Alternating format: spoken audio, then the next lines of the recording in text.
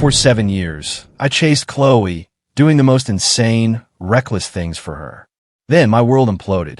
My father died, my mother lost her mind, and I fell from my penthouse perch into the gutter, stripped of the arrogance my money had always bought. The day Chloe got engaged to the man she actually loved, everyone was on edge, waiting for me to crash the party. But I never showed. Right up until the ring exchange, I was a no-show. She was restless, her eyes constantly darting toward the entrance. What she didn't know was that the day before her engagement, I had reached out to the one woman I had once brutally, publicly humiliated. "I can't pay you the $100,000, I had told her. Anna Sterling's eyes, the same deep-set eyes I remembered, studied me. "Can't you, Noah?" she said softly. "Well then, you can pay me back with your body." The day we moved my mom out of the mansion felt like a spectacle. Half of our old social circle showed up just to watch the mighty fall. We didn't have much to move, but it was more than we could carry. It was our old housekeeper who took pity on us, getting her husband to bring his beat-up pickup truck to save us from the humiliation. I settled my mom in the passenger seat, wrapping her carefully in a blanket. I squeezed into the back, crammed into a tiny space between a stack of boxes and a dog crate. The truck had barely sputtered to life when a convoy of luxury cars boxed us in. Well, if it isn't Noah Carter," someone sneered. "Look at the great Noah Carter, looking like a stray dog." "Where are you moving, Noah?" "A penthouse on Park Avenue." "Don't be an idiot. That's Chloe and Ethan's new place. He wouldn't be allowed within a mile of it." I shrank into my cramped space, the sound of their laughter washing over me. I heard nothing, felt nothing. In the months since my family went bankrupt and my father jumped from his office window, I had tasted the full spectrum of human cruelty. The proud heir was just a hollow shell, a fraud. Without the Carter name and my father's protection, my spine had been shattered bone by bone. Or a few insults compared to that. The worst were the so-called family friends, the uncles who dropped their masks of civility to reveal the leering, greedy faces beneath. That was what truly made me sick. But right now, the thing I feared most was Chloe's revenge. I had used my family's power to force her to be with me, driving the man she loved out of the country. She didn't just dislike me, she despised me. And of course, what you fear most always finds you. The laughter died down. I looked up and saw her. Chloe. Ethan stood beside her, her arm linked through his. Her gaze was soft when she looked at him, but when her eyes met mine, they were filled with a cold, hard resentment. I held her stare, trying to appear calm, but the hands hidden behind my back were clenched so tightly my nails were drawing blood. 10 days ago, someone had cornered me and slapped me 7 or 8 times, leaving my face swollen and a tooth loose. Would Chloe do that? Would she have someone beat me, or scar my face, to finally vent years of frustration? "Noah," she said, her voice flat. "As you can see, Ethan is back. If you ever bother me again, if you ever try to hurt him," my face went pale. "Chloe, I told you the day my dad died. We're done. I'm never going to bother you again." For a second, her expression softened.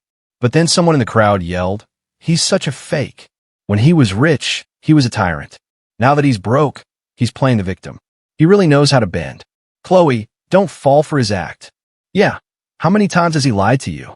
If it wasn't for his scheming, Ethan wouldn't have had that accident 3 years ago." "Stop it," Ethan said, his face ashen. The memory clearly still terrified him. Chloe's heart ached for him. "Ethan, it's all in the past." "But Chloe, I'm scared it will happen again," Ethan said, glancing at me before quickly looking away. Chloe moved to stand in front of him, her eyes locking onto mine, colder than ice. "Noah, remember what you said. If you ever try another one of your tricks, I will not spare you or anyone left in your family." The spring rain had been relentless for 2 weeks. The roof of the dilapidated house we were renting started to leak. My mom suddenly had a breakdown, crying, throwing things, screaming. I had just gotten back from a double shift at my part-time job and was too exhausted to stop her before she ran out into the storm. By the time I found her, she had already caused a disaster. She had smashed the windshield of a car and was now screaming hysterically, "Noah, it's your father's car. Your father is a bastard. He left us. He's got another woman in there." Her screams turned into the wails of a child. She collapsed on the wet pavement, sobbing, and I stood in the downpour and cried with her. My father had spoiled her for her entire life, and he had spoiled me for 23 years. And then he just left us with nothing. The car was badly damaged. The front door and windshield alone would cost at least $100,000 to fix. I didn't have it. The driver's face grew grim. "Sir." Just then, the rear window rolled down. Under the dim street lights, through the fine mist of rain, the glittering towers of the city's wealthy district loomed in the distance. But here, we were in a slum of overflowing gutters and crumbling buildings. A car worth millions sat silently, a stark dividing line in a fractured world.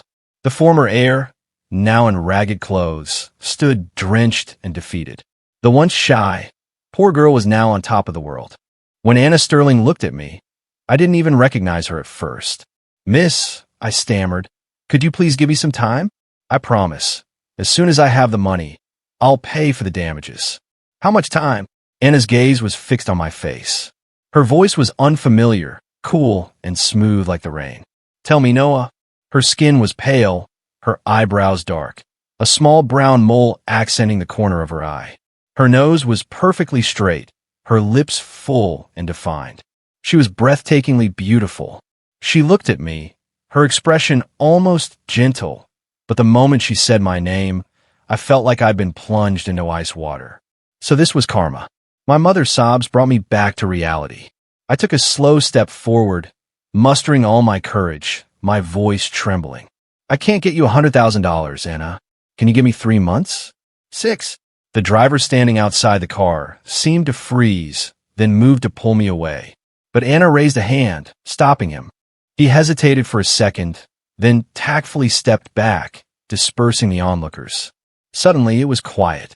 So quiet I could only hear the sound of our breathing, tangled in the damp air. "You can't pay," she stated. "Then you'll pay with your body." "With my body?" My eyes widened in shock. I tried to pull my hand back, but she reached out and grabbed my wrist. Anna's gaze traveled from my face down to my fingertips. My hands, which had never known a day of hard work, had once been softer than a girl's. Now they were covered in cuts and calluses, my nails clipped short, blisters dotting my palms. She frowned slightly. "You don't want to? Don't you want to?" she repeated. Clarity hit me like a physical blow. This was no coincidence. Even if I came up with the money tonight, there would be another debt tomorrow for $200,000, then $2 million. This was the price for my youthful ignorance and cruelty. It was time to pay. There was no escape. "How many times?" I asked, my voice barely a whisper. "How many times do you think?" she countered. I bit my lip, my mind racing with humiliation. I vaguely remembered one of Chloe's friends drunkenly bragging about a clean college athlete she paid $2,000 for a night. The shame was overwhelming. 5 times, I whispered, so quietly I could barely hear myself. I risked a glance at her. Her brow seemed to furrow even more. A bitter, self-deprecating laugh escaped me. Who was I to think I was still worth anything? "If that's not enough, then you name the price. Whatever you say, I'll do it." Her grip on my wrist tightened for a moment, then abruptly released. Anna looked away, her voice cold. "Fine. 5 times. Starting tonight. But my mother, someone will take care of her," she said, not looking at me, but her tone wasn't angry. Anna took me back to her impeccably designed apartment. When I came out of the shower, she was standing on the balcony in a bathrobe. Hearing my footsteps, she turned. "Noah, I didn't force you to come here." I stood still for a long moment before speaking softly. "I agreed to this myself. Because Chloe is getting engaged? Still trying to spite her." I looked at her, confused. "What are you talking about?" Anna watched me for a moment, then gave a faint smile. "Never mind." I felt a little dazed. I think I'd heard something about Chloe and Ethan getting engaged, but the news no longer stirred anything inside me. "Does it hurt?" Anna stepped closer, brushing a damp strand of hair from my face, her fingers gently cupping my chin. I snapped back to reality, shaking my head forcefully. "Anna, Chloe and I are over. Her life has nothing to do with me anymore." "Really?" "Absolutely. I'm not that pathetic." Suddenly, Anna leaned in and kissed me. For a split second, the world spun. If you smelled like soap on a white shirt, then Anna's scent was the one that lingered the longest. How else could she still smell so clean, so crisp after 7 years? Just like the boy I used to be. You don't know how to kiss, do you? She murmured. Close your eyes. Her dry palm covered my eyes, plunging me into darkness. In that darkness, I slowly took control, kissing her more deeply, more intensely, until I lifted her into my arms. Walking back to the bedroom, my head was still spinning. How ridiculous. I really didn't know how to kiss. When I entered her, she cried out in pain. I froze, shocked. Tears streamed from the corners of Anna's eyes, soaking her pillow.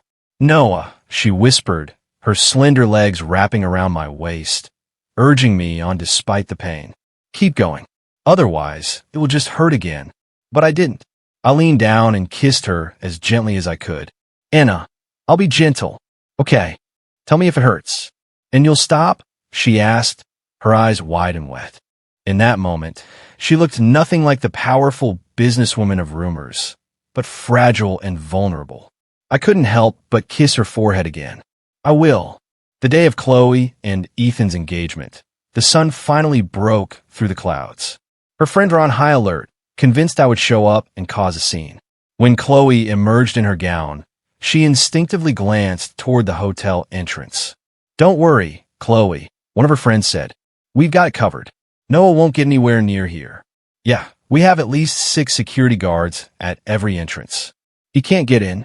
Good, she said, glancing at the door one last time. Go check on Ethan. And you guys, stay vigilant. You got it, Chloe. Chloe turned away, pulling her phone from her pocket.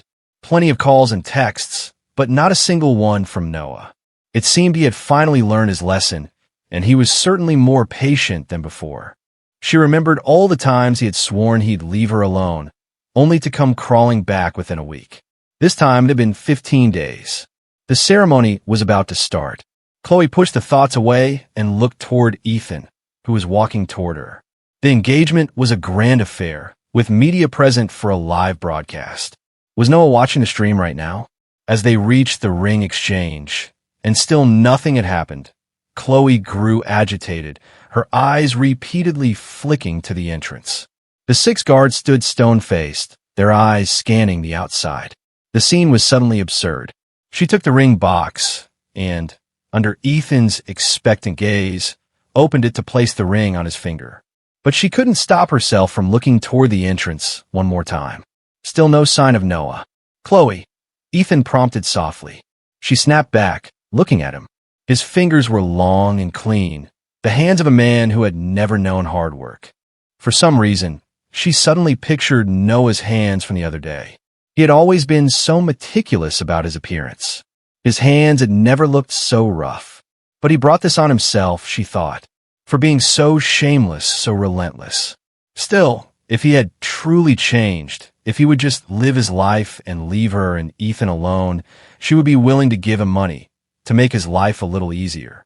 Just as she was lost in thought, a commotion erupted outside. Shit, you don't think Noah is actually crashing the party, do you? If he dares, I'll be the first one to take him down. A few of her friends below the stage cracked their knuckles. Chloe didn't even realize she was smiling. Ryan, Dylan, go see what's going on. If it's Noah, throw him out. And don't worry about being polite. Chloe watched her friends head out. The disturbance grew louder. Guests were getting restless, craning their necks to see. An unexplainable unease crept over Ethan. He looked at Chloe. The agitation was gone from her face. She seemed almost serene. A strange thought crossed Ethan's mind. Did Chloe really hate Noah?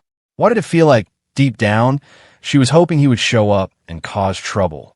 Chloe, should we exchange the rings first? Ethan asked gently. She glanced at him, her expression still soft, but she did nod. Not yet, Ethan. Let's wait until this is sorted out. But I don't want anything to ruin our engagement. Chloe, Ethan pressed, but he had to back down.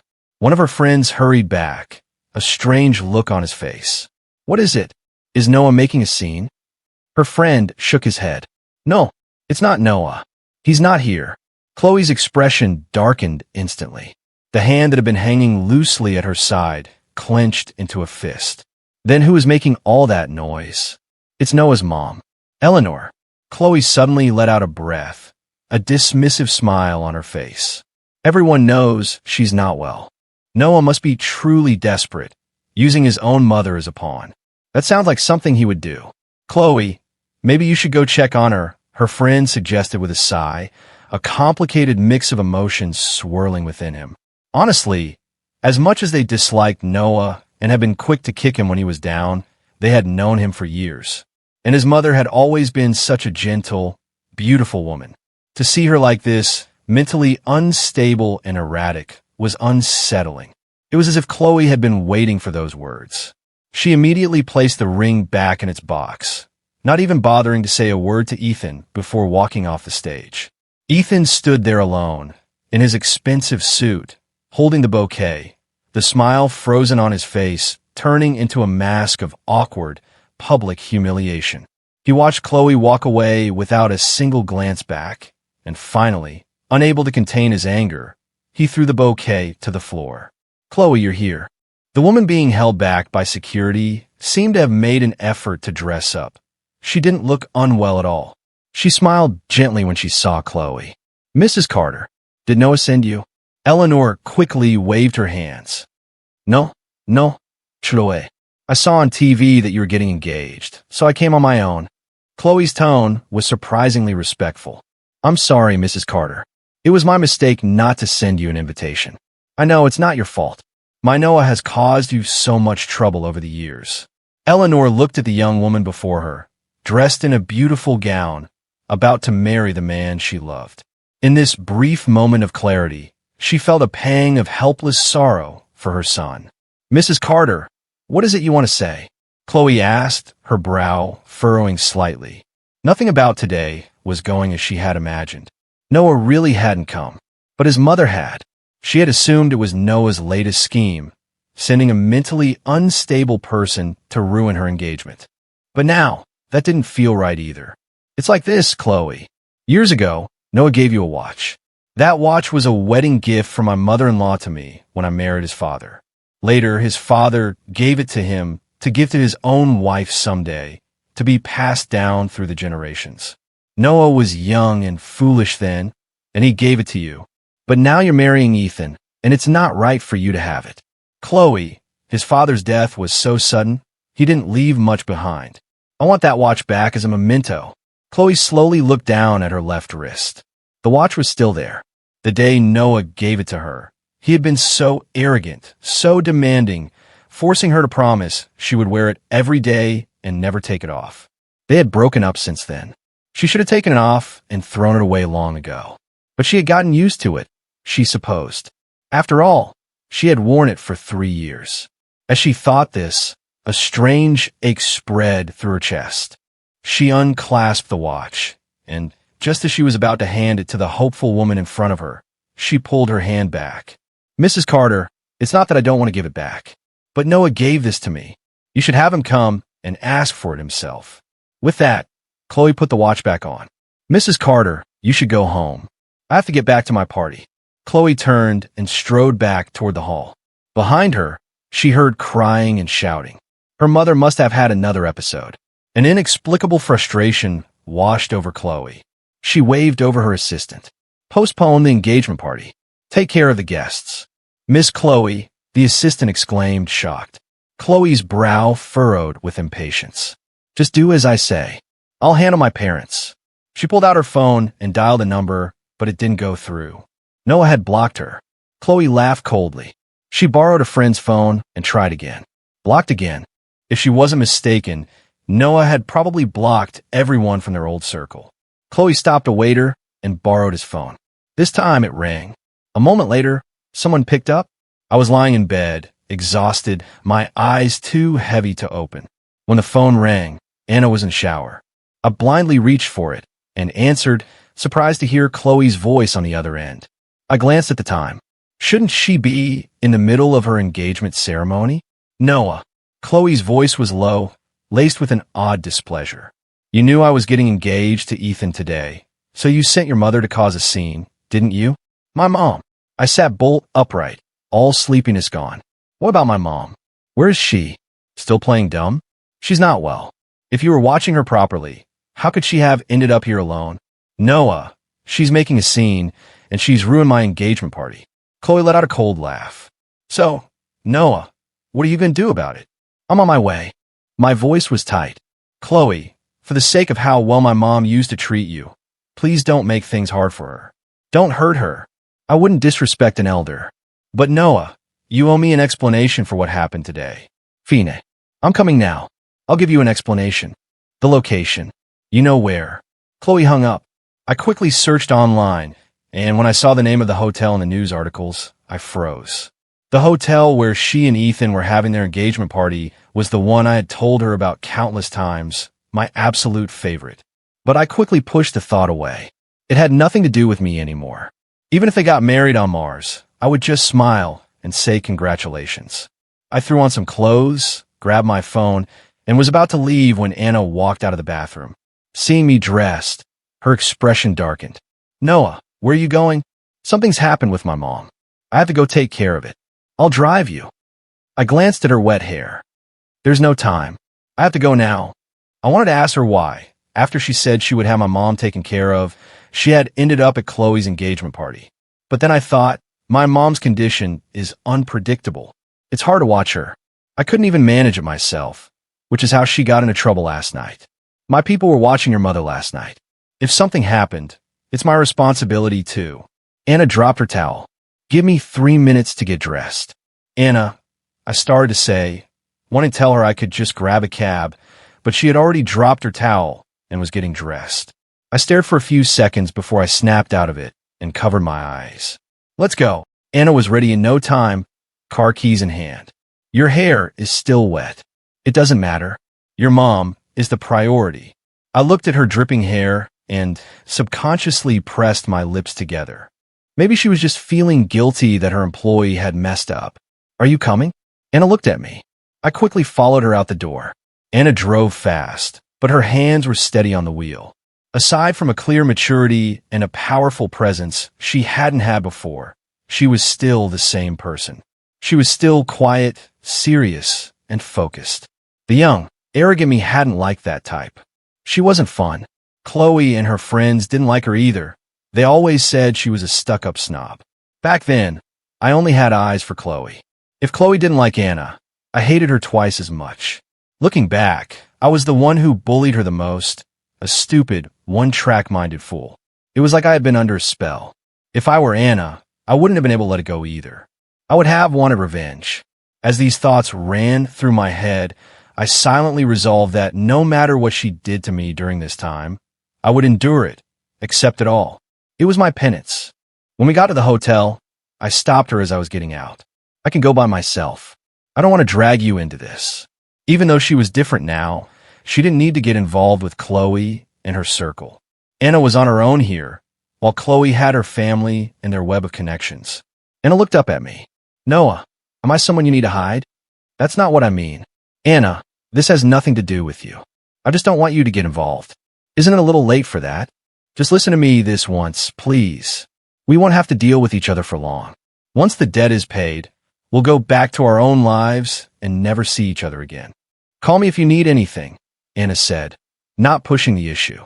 I hurried out of the car. I didn't see the way her expression hardened the moment I closed the door, or the faint, self-mocking smile that touched her lips a moment later. When I arrived, my mother was still agitated and crying. As soon as she saw me, she pushed away the people around her. Noah, I just wanted to get your father's watch back. I wasn't trying to make trouble. I gently hugged her. I know, Mom. You've been so good. Chloe wouldn't give it to me, so I cried. My mother said, clutching my hand, her voice full of grievance. It's ours. Why won't she give it to me? Okay, you sit here for a minute. I'll go talk to her. Okay, I'll be good. After I calmed my mother down, I turned to Chloe. She was frowning, clearly annoyed. I understood. The person you've dreamed of marrying is finally yours, and your engagement party gets ruined. Miss, I began, my voice sincere, my posture respectful. I apologize on behalf of my mother. If necessary, I can apologize to Mr. Ethan as well. No matter what, this is our fault. What good is an apology? Chloe's eyes were locked on my face, not moving an inch, as if she didn't want to miss a single flicker of emotion. Noah, your mother ruined my engagement party. Do you have any idea how long I've waited for this day? Then tell me how I can compensate you. What do you have to compensate me with? I had no answer. After a long silence, I said, Miss, how do you want to resolve this? Tell me, and I will do my best to make it happen. Chloe looked down at me. Noah, you deliberately ruined my engagement, and now you're putting on this act. Is it fun for you? I put up with your schemes for years. Now that your family is finished, what right do you have to do anything? Chloe, I've told you many times. We broke up. I apologize for the past. From now on, I will never appear before you or Mr. Ethan again. You won't appear, but you'll send your mother. It's the same thing. I didn't send her, and you expect me to believe you? I can't force you to believe me. I was tired of arguing. I'm taking my mother home now. As for the watch, please let me know when you've decided how you want to handle this. Noah, have you no shame? One of her friends interjected. You ruin a perfectly good engagement party, and now you think you can just walk away? Life doesn't work like that. Chloe's friends surrounded me, their faces contorted with righteous anger. What do you want? I asked. Why don't you get on your knees and apologize to Ethan? He's completely heartbroken. You don't have the money to compensate for the damages, and Chloe doesn't need your pocket change. I took a deep breath and looked at Chloe. Would that be enough? If I do that, will you give me the watch back? Chloe's face was strangely grim, but she didn't object. Fine, I'll do it. I turned to her friends.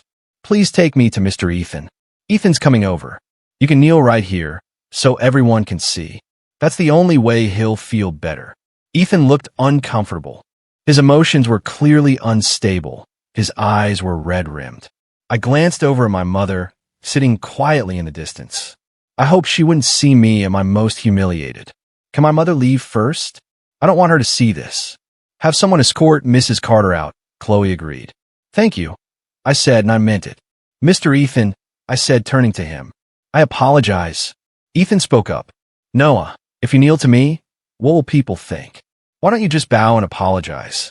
That's letting him off too easy. Yeah, why should he get off so lightly after all the evil he's done? Ethan, you're too forgiving. I didn't want to waste any more time. Kneeling wouldn't cost me anything. I just wanted to end this farce and take my mother home. Miss, I said, turning back to Chloe, I apologize on behalf of my mother. I took a deep breath and started to bend my knees.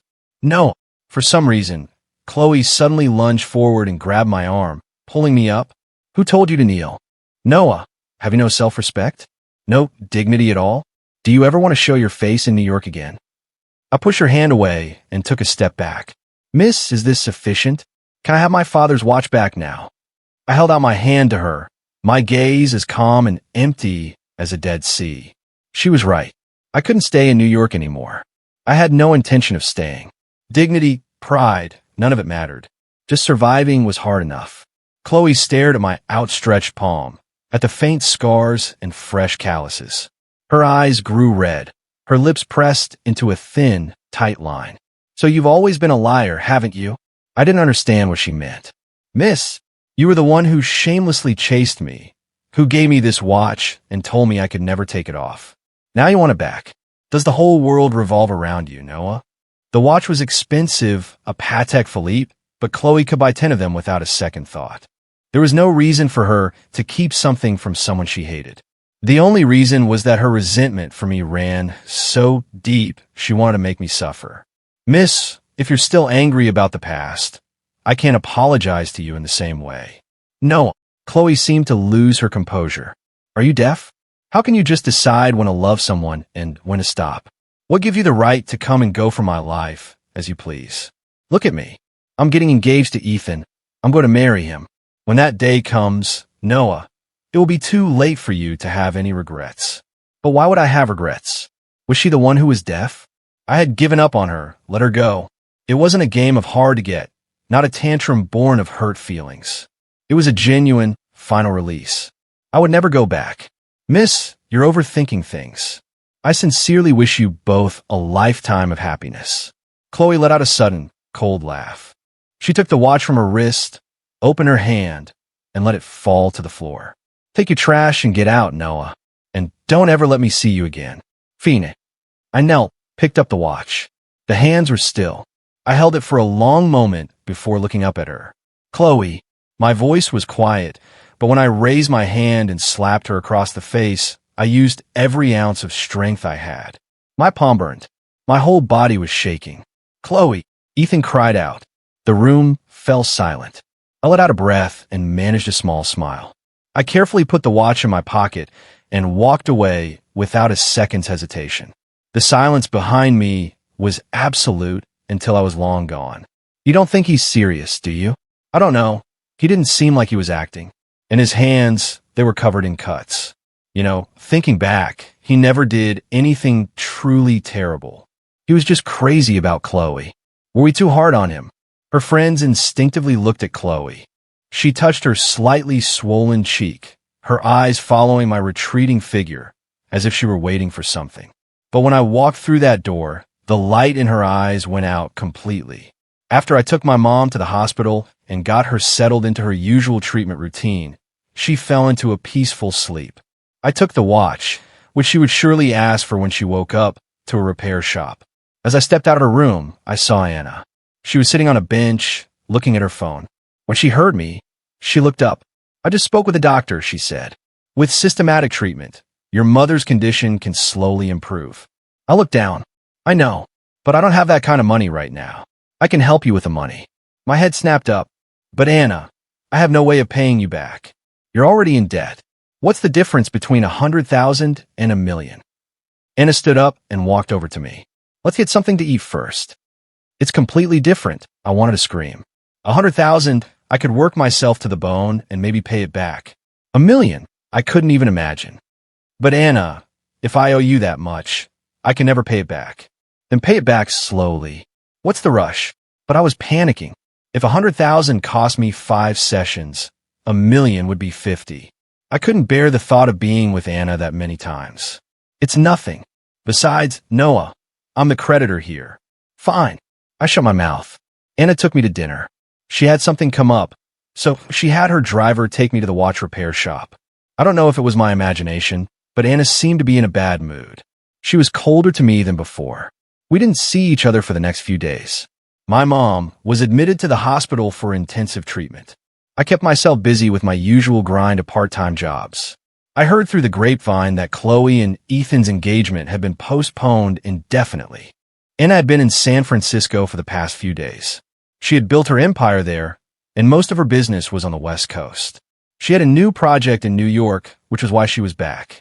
Anna had canceled the lease on the rundown house I was renting, so I had been staying at her place in the city. Her social and personal life seemed surprisingly clean and simple, which meant I had just spent the most peaceful and quiet period I'd had in 2 months.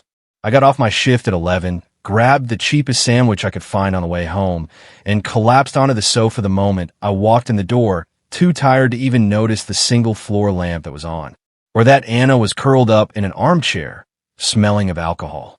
By the time I realized something was off, she was unsteadily getting to her feet and walking toward me. Noah. She gently kicked my dangling leg, her eyes hazy with drink. Don't you think you deserve to be punished? Punished for what? I looked up at her, completely bewildered. Anna leaned down, and the faint scent of alcohol enveloped me. Not a single call, not a single text. Have you forgotten who your creditor is? She kicked my leg again, a little harder this time. Noah, tonight, I'm giving you corporal punishment.